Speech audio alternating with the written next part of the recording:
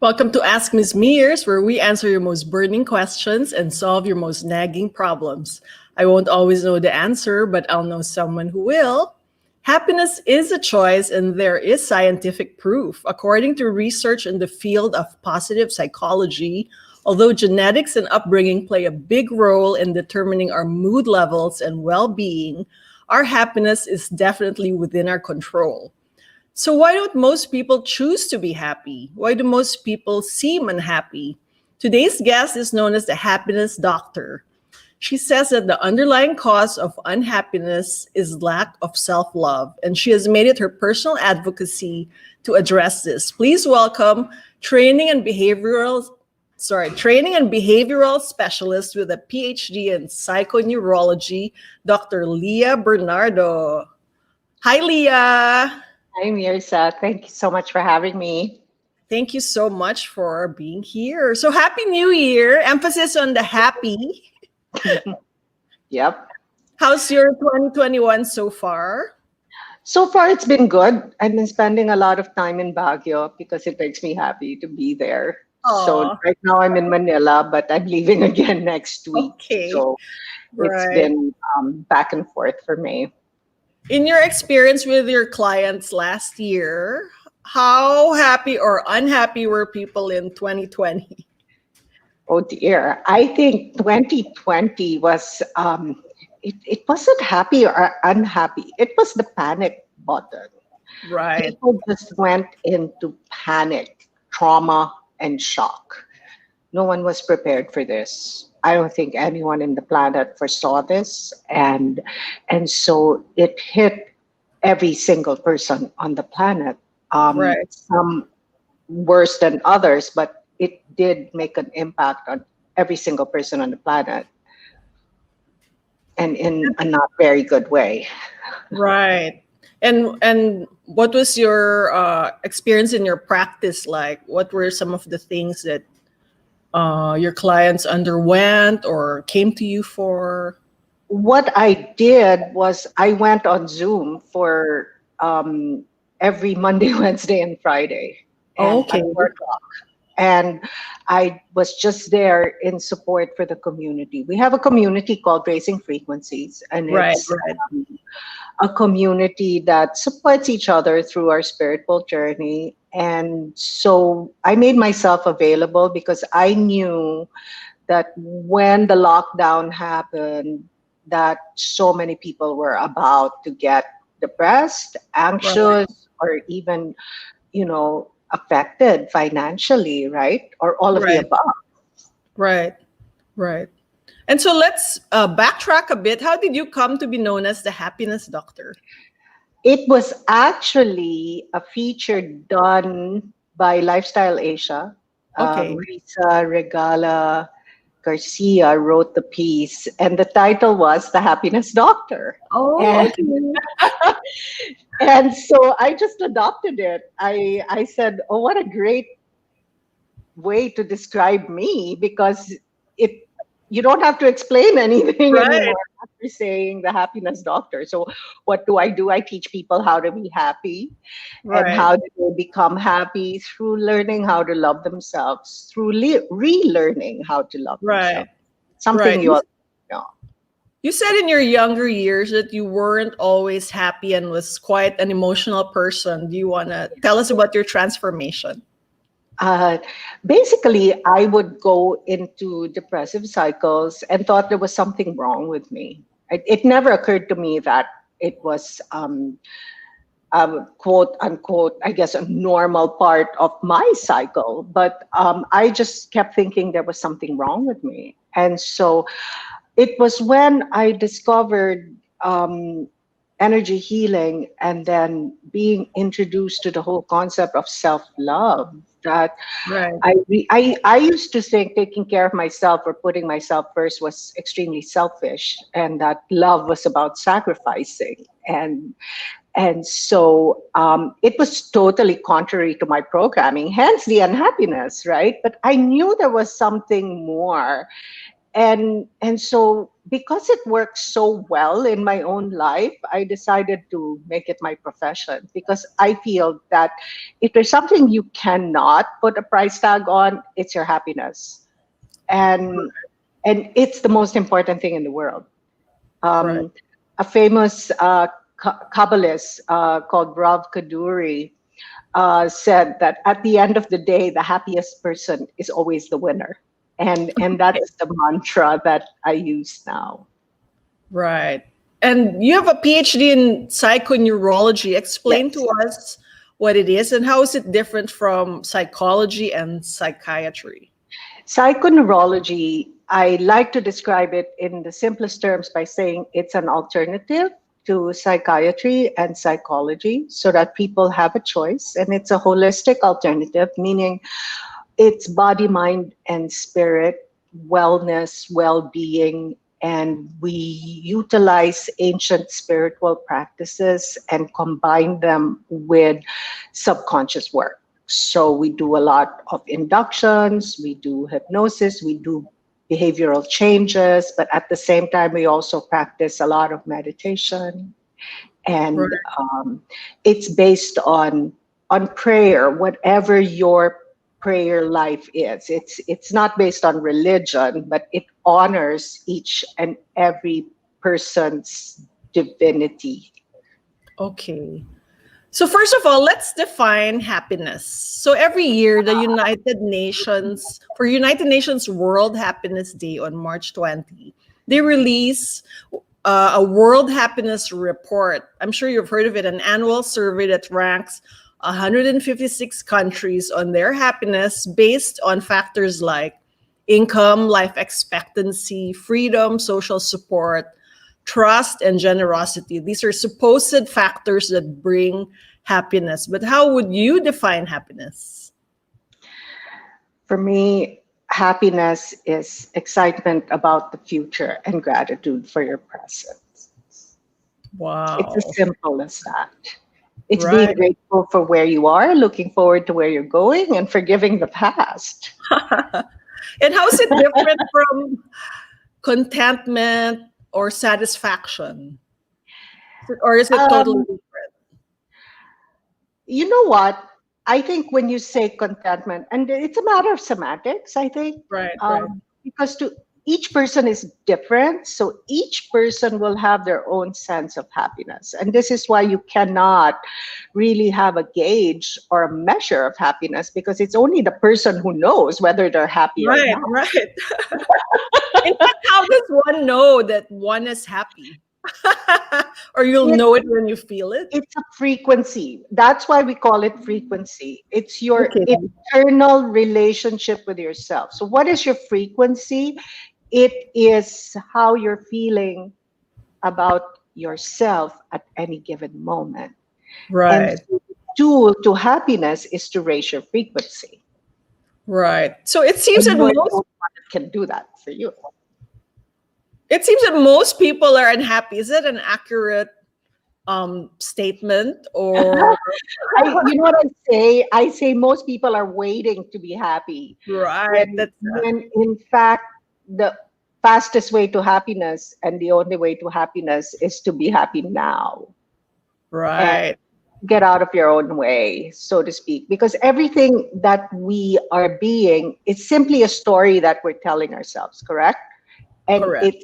it's a narrative that we repeat over and over and over again, and then we start believing that narrative, and Right. none of that is real. It's just a story we're telling ourselves. And so what I tell my patients and my clients and my students to do is make sure your narrative supports you, and Right. your So when narrative does not need to villainize other people. right. Because often people will say, if only I had a boyfriend, or Yeah, if I were more successful, or I had this yeah. number of followers, then If I my would be happy. husband treated me better, I'd be Right. happier. If my friends were kinder to me, I'd be happier. But at the same time, I have a really good friend who always says, you teach people how to treat you. And Right. I think that's such a beautiful way to live your life because you declare how you want to be treated and you don't allow people in your life that are not treating you well. Right. So are you saying that we can learn to be happy no matter what, pandemic or Oh, yes, disaster notwithstanding? absolutely. And you don't have to learn it. You just have to choose it right now, right Oh, here, right now, and start a relationship with yourself. Like yourself a little bit more every day. And I promise you, you're going to be happy for everyone who's watching here right now. okay. It's really a choice. It's a decision that you make because the soul, if you want to get spiritual about it, its essence is happiness and love. So you're just being true to yourself when you're being happy. Like, regardless of the external circumstances. Like, happy people get sad, happy people get angry, happy people get sungit. But the bottom line is you're enjoyed, and that's the foundation of your life or your state of Right. being. So are you always happy? Are I'm you always in okay, joy? that's a really good question. My foundation is joy, but yeah, I cry a lot. I especially in 2020. I mean, I Yes. always used to say I'm not a crier. I really am not. And yet in 2020, I couldn't stop crying. I would just spontaneously cry and be Right. sad. Me And I too. had to be okay. Oh, see? And a lot of people, and I had to be okay with that. And so yes, I get sungit, and yes, I get angry, um, but I'm quick to change it, and a lot of people equate nice to being submissive, and Right. that's not what nice means. Nice means I respect you, I honor you, but I also honor and respect myself. So if you're doing something that does not sit well with me, I will be assertive enough to say no. And Right. a lot of people will not view that as nice. Right. Right.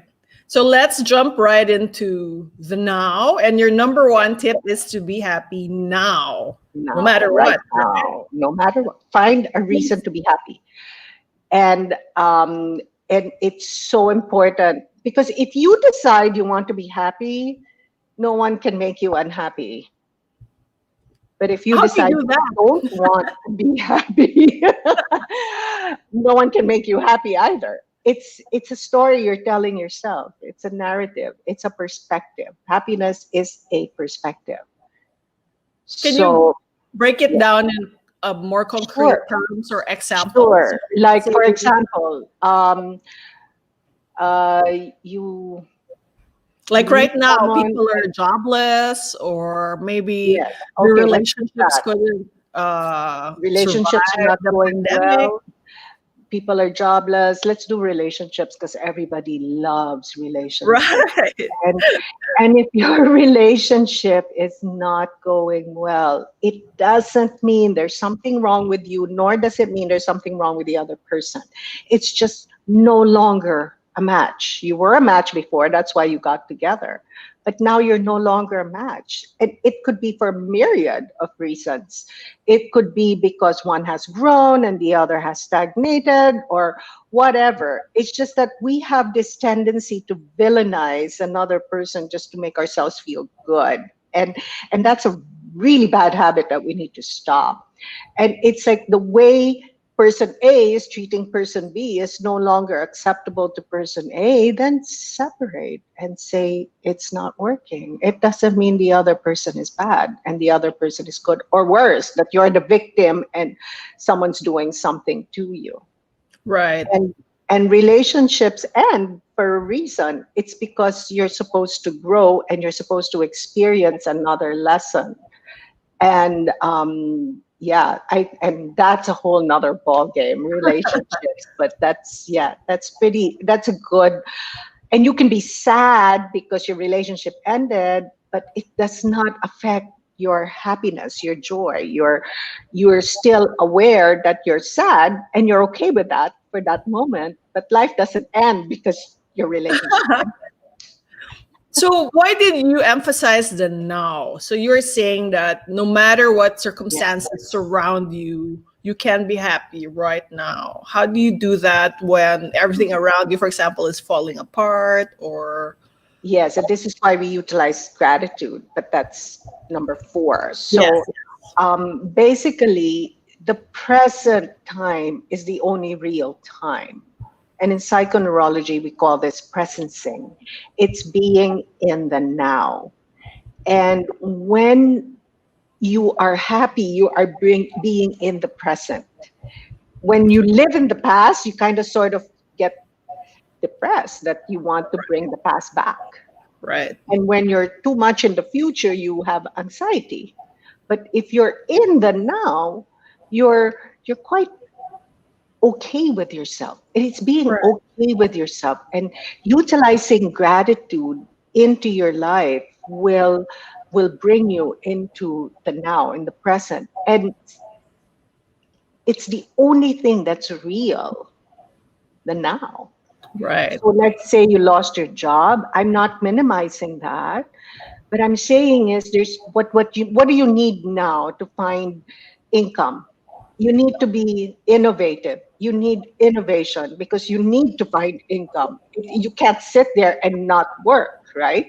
And so the innovation that you need is propelled by happiness because try to innovate when you're sad. It's next to impossible. And so you motivate yourself. You don't wait for the opportunity to come to you. You create that opportunity, which is why I'm so proud of these people who have started food businesses from their homes. right, It's right. something that they do really well. It's something that they can do while being at home, and they're earning money from it. And I applaud them because that's true innovation. Right. So for number two, it seems like common sense, but it seems also hard to do. Please expound on how we can practice self love and how is it different from self care or Very good question. because Yeah. self care is a byword now, right? Like you think you go to the spa, self care, but That yeah. is self care, but it's not completely self love. I divide self love into three stages. The first stage I call self nurturing, and this is where self-care comes in, and under self nurture I even have five subheads to that because Wow. it's such a huge topic where you nurture yourself, you honor yourself, and you curate your environment. You curate what is in your space, and you create your own heaven on earth. And then Okay. the second is self acceptance, Right. and I call it radical self acceptance because it's being able to like yourself and understand that, you've heard a lot of talk on healing the shadow self or facing your shadow. And really, because we've been programmed that there's a good side to us and there's a bad side to us. And what I like to teach people is that there is just us. There is no good or bad.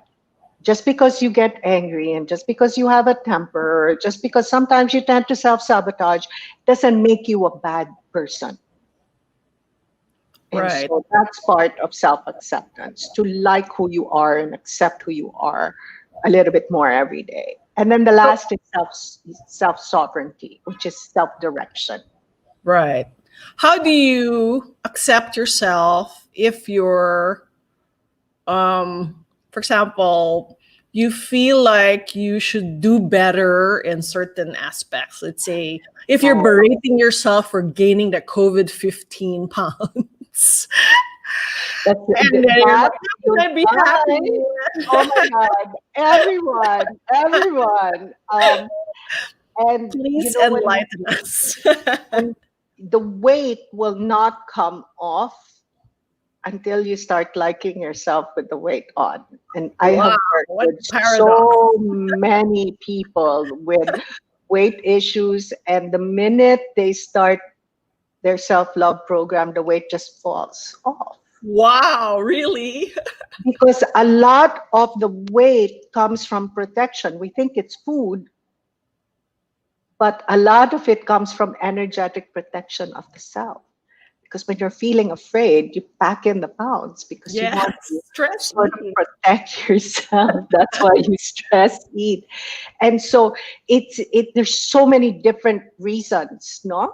I mean, each person is different. And so what I'm saying is it's being kind and compassionate to yourself in spite of the 15 pounds you've gained, and know that um, it'll come off a lot slower than the way you put it on, but it will come off if you sort of just ease into the process. Because when you Right, demand it of yourself, you're creating that cycle that you're not enough and there's something wrong with you, and that right. there's something diminished in you for having gained 15 pounds. Right. Or when it comes to being self-critical, for example, about being Yes. unproductive during the pandemic, right? Like because we tend to compare ourselves with the next person, say, oh wow, look at her. She wrote a book or did this and that while I'm lying on the couch. And so how do you love yourself when you can't even get off And the couch? yeah, and be okay with not be Right. okay with not being able to get off the couch. Right. I mean, really, I'm writing a book that was almost finished pre-COVID, and when the pandemic started, I haven't written a single word, and I had all the Okay. time in the world to write it. Right. Exactly. And I And you're laughing. And I'm laughing because I couldn't force it. I know myself enough to know that I was not in the proper headspace. I was not in a proper emotional space to be able to write a book on self love when I was struggling with my own self love at that point, right? Because of all the emotions and all the insecurities that were coming out at that point. And So that's okay. a large part of self-love is self-forgiveness, I guess. Self forgiveness, compassion, and kindness to yourself. You see, we're compassionate and kind to people around us, but we're not Right, necessarily kind and compassionate to ourselves. right. And why is that? Is it because we grew up mostly with Yes, critical teachers and yes, parents? yes. It's programming. It's been programmed into our unconscious mind, and therefore it's become part of our behavior that um, being kind to yourself does not improve you, that you need to challenge yourself, that you need to be critical of yourself so that you become a better person. You can, the words I use is that I grow and evolve as a person. I don't need to become better because there's nothing wrong with me. And that's what I Oh, teach. You're not broken, nothing in you needs fixing, but we're human beings, and so we need to grow, we need to evolve physically, right, emotionally, and spiritually. Very different from saying I need to make myself better. right. And so how do you if you say that you don't need to make yourself better, how then can you reach your full potential? I know there's a lot of paradigm Well, shifting, I guess, and unlearning. So will yes, it not make you complacent, for example, if you have talent, if you on the say, contrary. okay na to, I'm enough, right? On the contrary, when you have self-acceptance, the natural result of loving yourself fully is that your life purpose will be revealed to you Oh, unambiguously. And the reason it is not revealed to you prior to that is because you're not going to believe it anyway. And you're going to think you're not good enough. okay, And so, this is why the mindset ought to be I'm growing, I'm evolving, so right. that I can live my life according to the purpose of my soul or what Okay. I came here to do, right? And Wow. so it allows you to dream big, it allows you to reach big, and it allows you to manifest your desires in a way where you're not constricted by limitations. Wow. Wow. So instead of like that voice in your head saying, "Come on, you can do better. Is this all you can do? You can do better." How do Try we change you're the awesome. script then? Sorry? Try you're awesome. You're Oh, amazing. okay. Okay. And we don't tell ourselves that. And we should. Like, Right. you did good today. Because what do we do when we sleep? We say, I shouldn't have said that. I shouldn't have done that. Rather Right. than say, you know, I like myself today because I did this and I did that. Or even that I put lipstick on today. Like yourself Oh, for doing that. Right? okay. Those small little things that make you feel good about yourself. So instead of saying, "Why did I eat that cheesecake?" you can say, "I drank a Enjoy lot the of cheese. water." Yeah, I have a bag of popcorn and coconut juice on the side. It works. Okay, I'll try that. So number three is raise frequencies. What do you mean by that? When we raise our frequencies, I said earlier we have a group called Raising Frequencies because it came about because it really is the crux of my teachings. Because in psychoneurology, we believe that the way to happiness and self love is to raise your vibration. And so when you raise your frequency, you come from the highest possible relationship you can have with yourself at any given moment. It's your internal weather vane. It's how you're feeling inside about yourself. And the more you feel good, the brain will naturally choose joy over pain. It's a natural occurrence of the brain. So when you calibrate yourself to feeling good, your brain will always choose feeling good. That whenever you start running those self-defeating thoughts or those um, words that put you down, you immediately catch yourself and you go back to feeling good. And so the formula for raising your frequency is move, learn, grow, create. So every day, do some form of movement. And that movement can be walking the dog. You don't have to run a mile. Learn, learn something new. Read a self-help book or have learn a life skill or learn something new for your profession. Grow is stillness. So that's meditation. That's time with the divine. And create, which is what did you do today to express yourself creatively, but also what did you do today to create your own heaven on earth. Wow. So move, learn, grow, Grow create. and create. Yes. And when you say create your heaven on earth, what exactly do you mean? Like when you honor yourself by sleeping in the couch the whole day. That's creating your own heaven on earth. Because it's sarap kaya to sleep in the couch the whole day, right? As long as you don't berate yourself for doing so. Enjoy it. Or waking up a little bit later or sleeping a little bit later because you're indulging in a nice TV series, things Right. that people would normally put Look in down the on. pigeonhole of you're not doing anything and you're not being productive. Right. Celebrate every part of your life, including those parts where you are churning out, the best-selling novel, the next best-selling novel. But it's you celebrate every part of you. But does it ever become a problem? Like maybe if after 9 months you're still on the couch, is that Where are you still gonna happiness? go? We're not allowed to go out, right? That's true. That's true. But I guess you ought to move, Yeah, learn move a some. little bit. Dancing is a great way to move, and you can do Right. it right in the privacy of your own home. I dance while I wait for my coffee to brew, and it makes me happy in the morning. So it's whatever works for you. Right. Okay. Because Next with we the have moving, practice right? gratitude.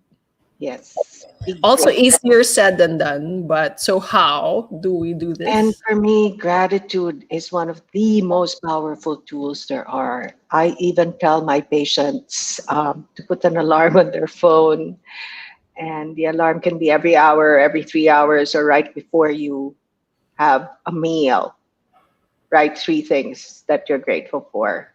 And it has to be three things that are within your view, because we know you're grateful for your life. We know you're grateful for your family. We know all of that. But let's put you in the present. Use it as a presencing tool. So be grateful for the tangibles that you see around you. And that will immediately raise your frequency. And so don't ever underestimate the power of gratitude. You can be grateful that you live in a nice home, or that you have air conditioning, or that um, you have a computer to connect to the rest of the world.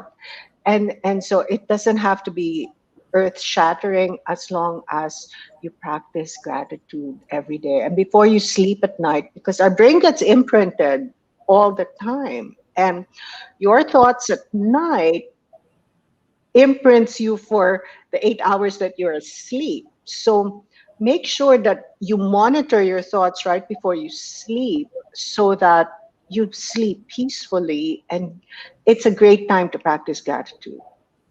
And what does practicing gratitude do to make you happy? How does It's the fastest tool to put you in the present moment. So we use it a lot for being in the now, for presencing. right? And what are some of the things that we overlook when we should really be grateful for them? Besides those things that you mentioned, have some of your clients or patients said, I didn't realize it, but I should be grateful for, or maybe in your own experience? That you have clothes to wear, that Sorry? that you have clothes to wear. That Right, right. it's so basic In that fact, too many. it's a lot, and Right. it's so right in front of you. And so when there's an alarm on your phone, it pushes you to make that activity work for you at that moment, because we tend to forget. Because even I sometimes, when I'm frazzled and I'm stressed and I'm anxious, I forget. And my business partner will say, quick, quick, quick, what are you grateful for? And then it goes back. Right. So we need to be reminded. Right. And then number 5, do more things that make you feel good. Yes, that's the primary one.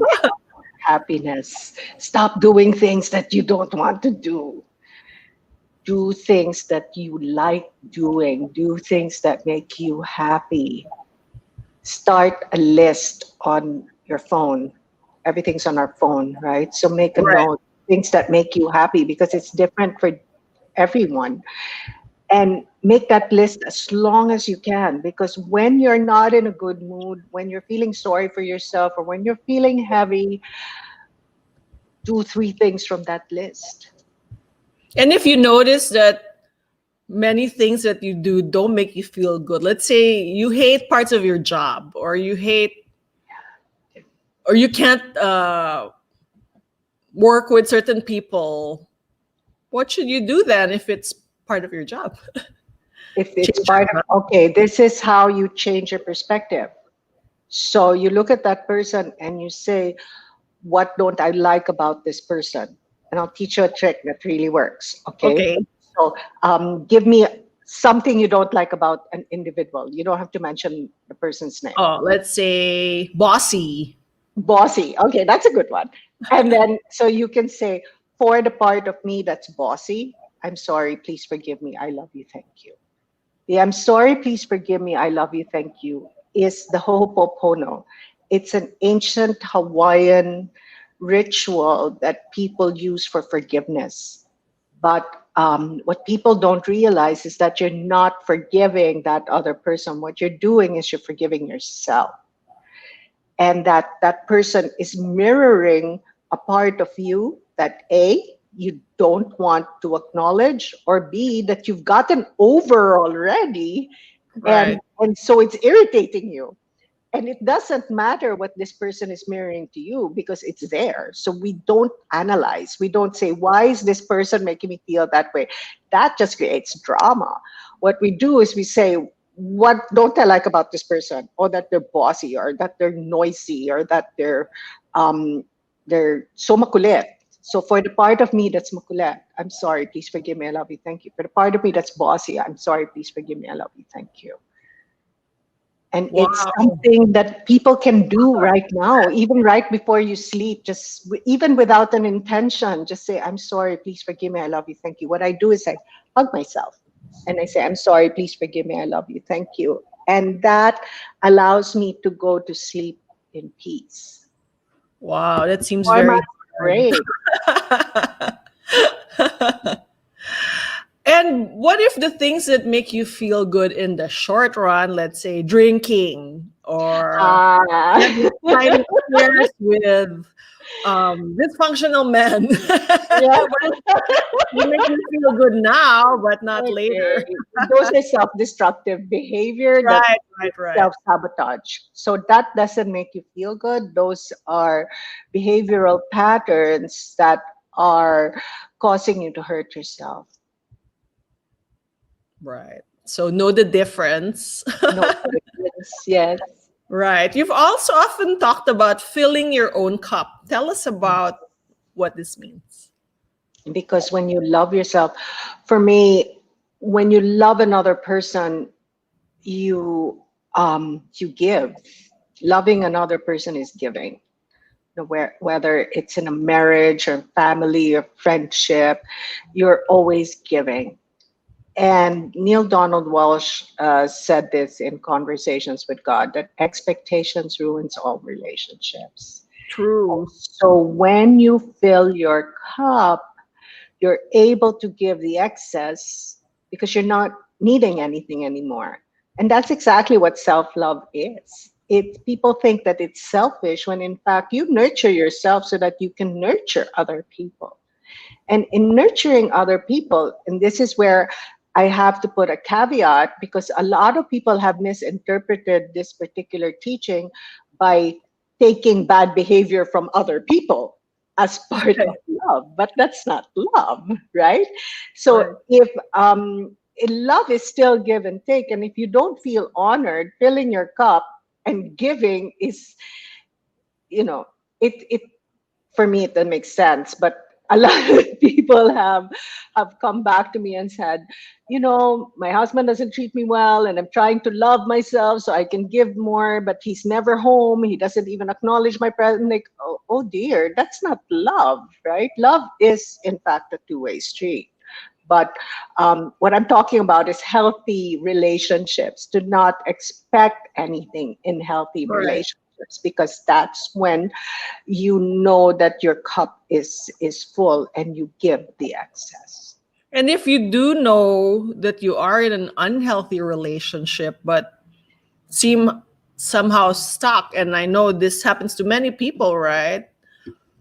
It's the key to happiness, as you said earlier, leaving the relationship. I get caught in that question because my answer is always yes, because I come from a therapist's Right. perspective. We're in Right. most relationships that are that way are probably highly abusive. And Right. so when I have a patient with me and it's a highly abusive relationship, I just say, get out of there. And then we'll work on putting you back together again, because we cannot put you back together again and then you go home and then somebody tears you apart into pieces Right. again. Right. So I would say it really depends on the relationship.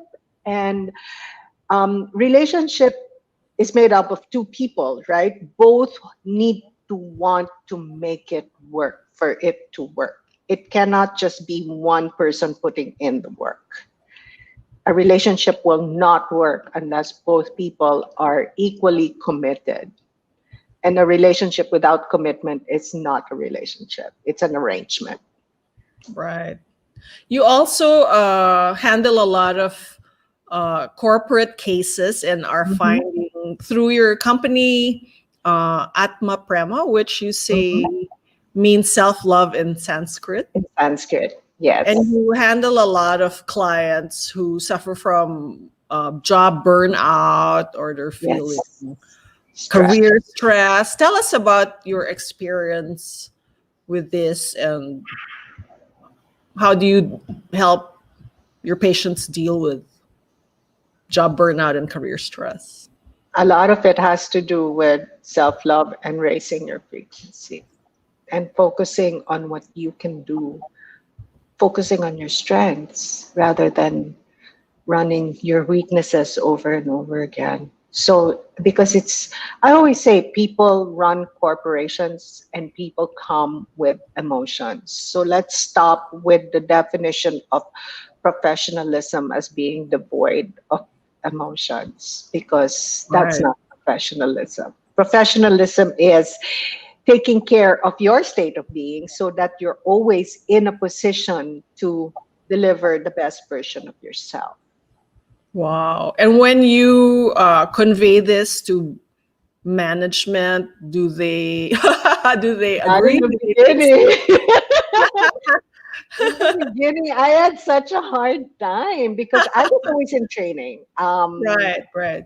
Ever since I got out of college, I've been in corporate training. So I went from business etiquette to customer service to image enhancement, and Right, now right. to this. And so it's evolved a lot. So when I used to go back to my old clients, I say, I'm teaching this now, and they're like, huh?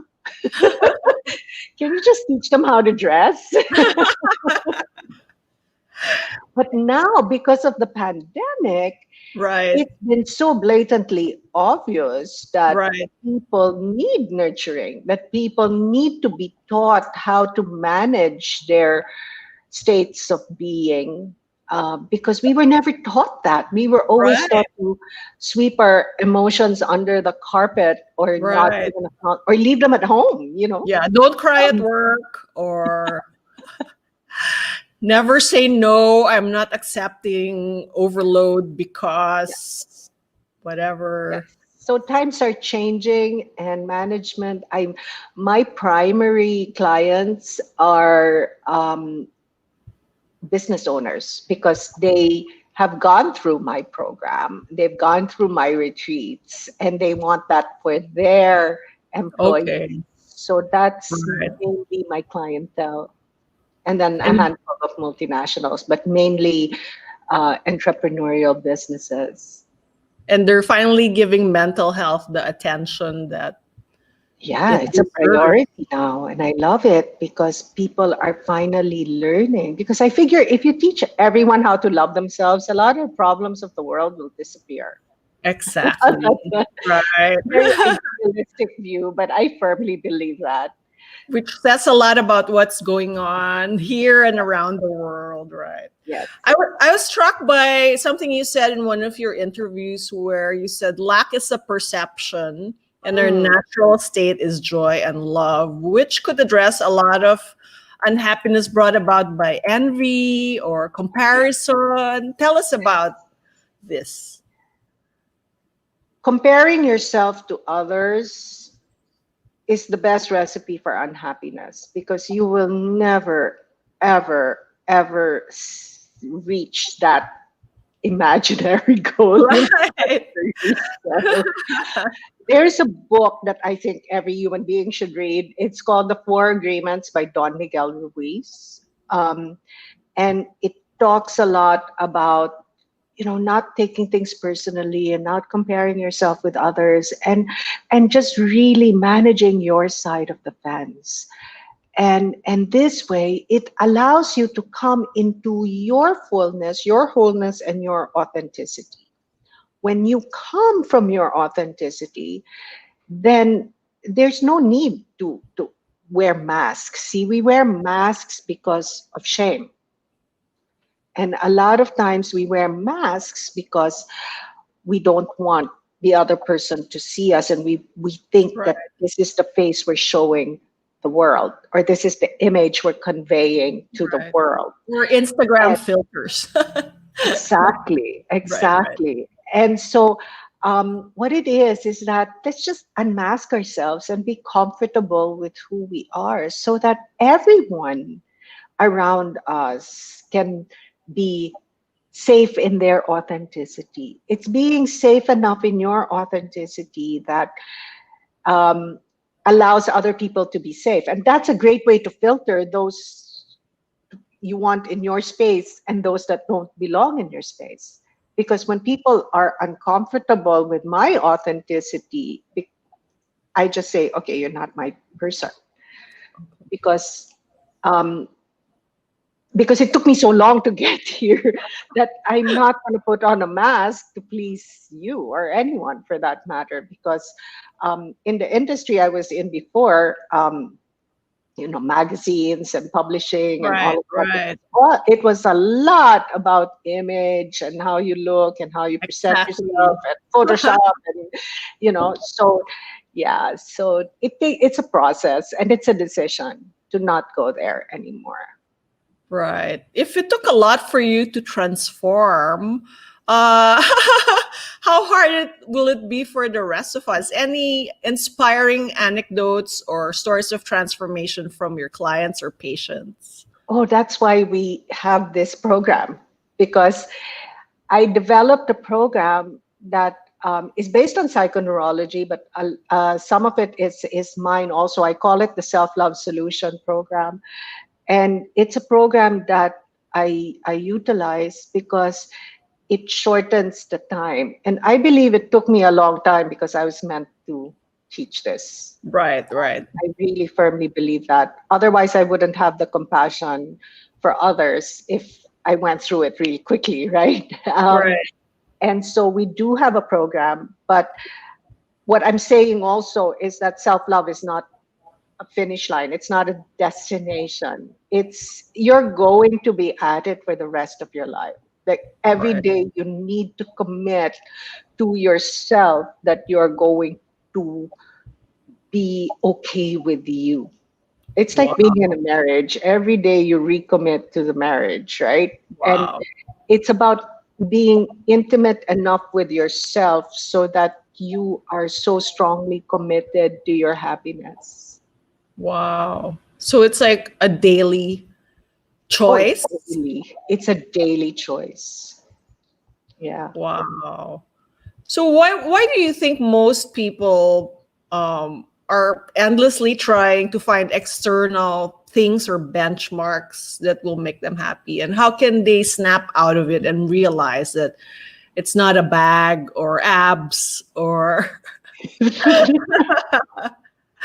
cars or Yeah. It's go inwards. Once you have acquired the externals, you will know that there is no, there's all these business gurus and gazillionaires all say that it's not about the money. And I always yeah, used to say, they just say that after they've earned money. right. But at the same time, there is truth to that because then they understand that when they reach that goal, when they reach that pinnacle, it's why am I not elated? I mean, I'm Right, right. accomplished and I've achieved it. Um, you can have a room full of bags and still desire more bags because it's never going to quench that thirst. Wow. You'll have nice bags, but Right. What do you want to tell Filipinos in general about how they can all be happy? understand that self-love is not selfish. Self-love is the greatest gift you can give to people who have honored you with their love. Wow. And when you love yourself, you become the most authentic, most giving, kindest, and gentlest version of yourself. But at the same time, you're also able to declare very healthy boundaries, and so you will have um, a life that's highly curated to your standards. Right. And there's nothing wrong with having standards, and there's nothing wrong with having high standards. So create your own heaven on earth, because you're the only one that can do that for yourself, because it's not going to be created for you. Right. It must be hard in terms of the Pinoy culture to first of all preach self-love and boundaries. How has your experience been in Oh, um, this is a good one. countering See, one of the home plays, we call it home play instead of homework, that we give to our students is for 2 weeks. So for 14 days, make sure you say no at Wow. least once a day. Wow. And it And goes especially true to Pinoys, because you notice yeah, Pinoys, like if you say, "Do you want to have dinner tomorrow?" They'll say, "I'll try." no. And then I'm like, "Okay, don't, I'll try, we'll see." I mean, just say no. Right. It's so hard. Or you invent an excuse. Or invent an excuse. Yes, but what for? I mean, no is a complete sentence. Just say, what I tell people is, I don't feel like it, but ask me again next time, because I'd really Right. like to to have dinner. And then that means then that the invitation is open. I just don't feel like it now. Right.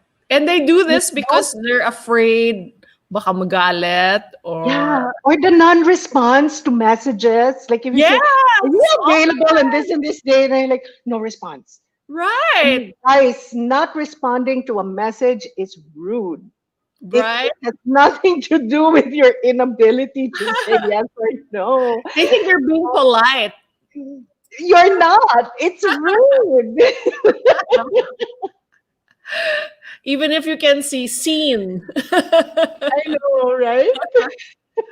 And what about boundaries, which is also related to saying no? Boundaries with parents whom you're supposed to obey, or That's the hardest. how That's the do you help people deal with that? with our family dynamics. We're not allowed to say no to our parents and all. Right. But I always say parents are people too. And if you just say no, naturally they'll get angry. But if you say, "No, I can't do that right now, but I'll be happy to do it for you tomorrow," they'll respect your boundaries. Or, "I Right. can't really call you right now because I'm in the middle of something. I'll call you right after." And Right. so sometimes we stress ourselves out, but the Exactly. ignoring is not a healthy boundary. But let's say you're my friend and you want to talk to me and you say, "Leah, can I have 5 minutes?" And I don't answer because I'm busy, that's rude. But if I say, "Mirza, I'm really busy right now. I'll call you at 7. I'll be done by then." You'd appreciate that, wouldn't you? Right. That's Right. boundaries, meaning I can't really put down everything I'm doing right now, but at 7, I'm all there for you. And that's boundaries. Great. And you can experience all these in your, you have a wholeness retreat, Yes. February 26 to 28. You want to invite our viewers to this? Yes, I would love to have you there. We are doing an Experience Your Wholeness retreat. In Anya, we are broadcasting live from Anya. However, we're opening it to Zoom because we're only allowed to have 11 people in the room with us. Oh, all And right. so we're broadcasting live on Zoom. The details are available at Atma Prama Wellbeing Group on Instagram, and it's um, it's a beautiful experience. A lot of people have experienced transformations as a result of joining this retreat, and I highly encourage you to do so, especially now that we're offering it online, which is a highly discounted rate. Great. Thank you so much, Leah. I feel happier already. Oh, yay! Thank you for sharing your tips and techniques. And driving home the point that everything we need and will ever need to be happy is within ourselves. Thank you so much, Leah. Thank you. It was nice spending time with you, Mirza. Likewise. Thanks. Thank you. Bye. Bye. Thank you, everyone. This has been Ask Ms. Myrz, and I'll see you very soon.